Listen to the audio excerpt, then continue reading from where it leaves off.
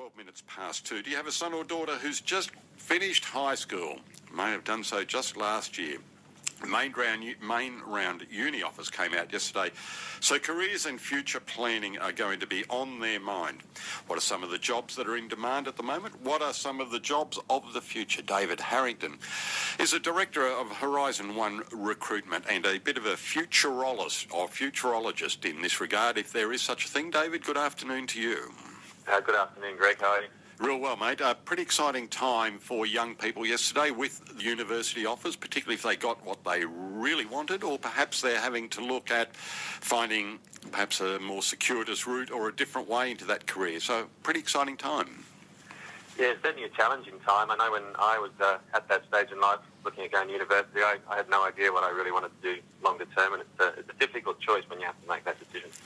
Is that of some comfort to people who have graduated and the parents of them, David, that you didn't know what you were really going to do at that time in your life? You embarked on something and look where you are now. Can people take solace from that?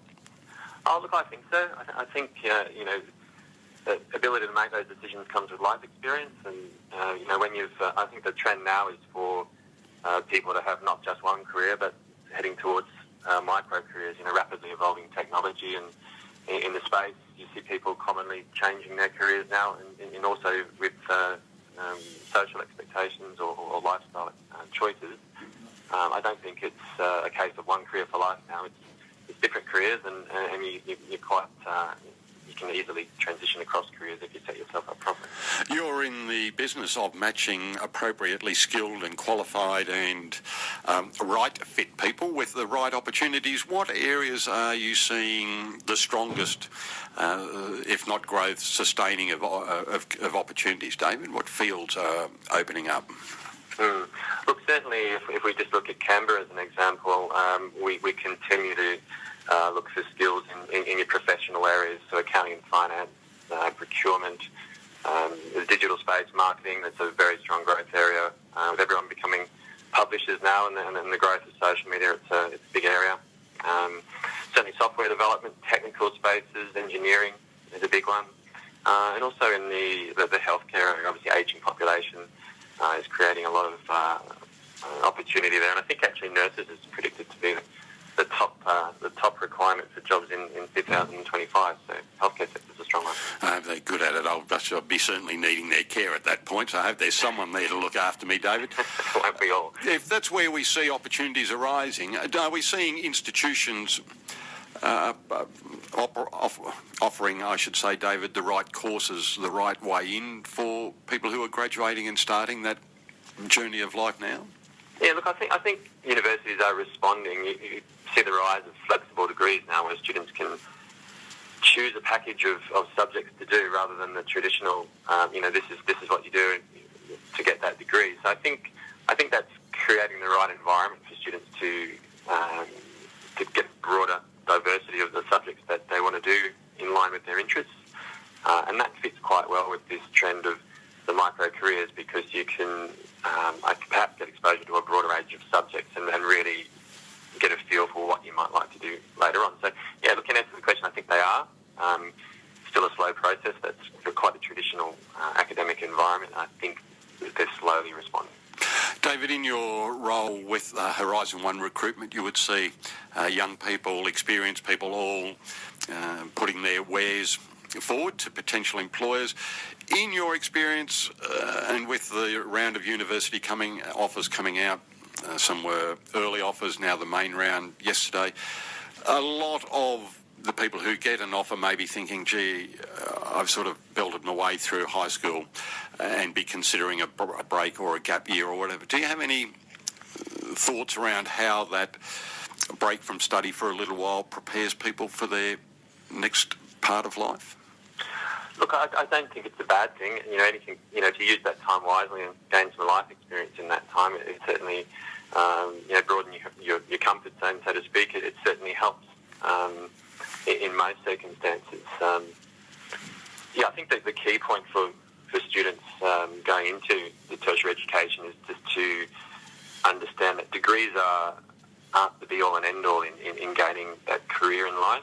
And a lot of larger companies now might require a degree as a prerequisite. Some of them don't anymore, and they're looking more at actual experience and actual achievement. So I think if you can get out there and gain experience in the workplace alongside your study, whether it's an internship or helping with a family business or a friend's business, and get into the space that you want to be in and gain some skills alongside your education, and that's how you set yourself up for getting ahead of the rest of the pack.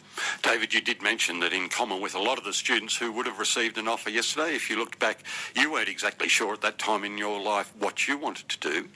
Has your journey been one of many different heading this way and heading that way, and then having a period where you just detach yourself from everything that it was and making a new start?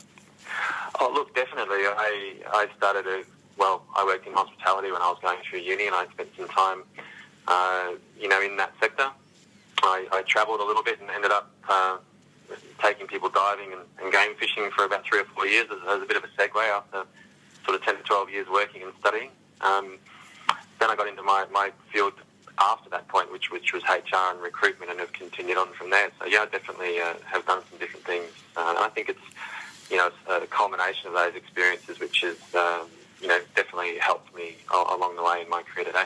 It's a salutary tale that there must have been moments along there where I'm sure those close to you, perhaps parents or siblings or even friends, worried, why on earth is he going, taking people diving for 4 years or taking people fishing?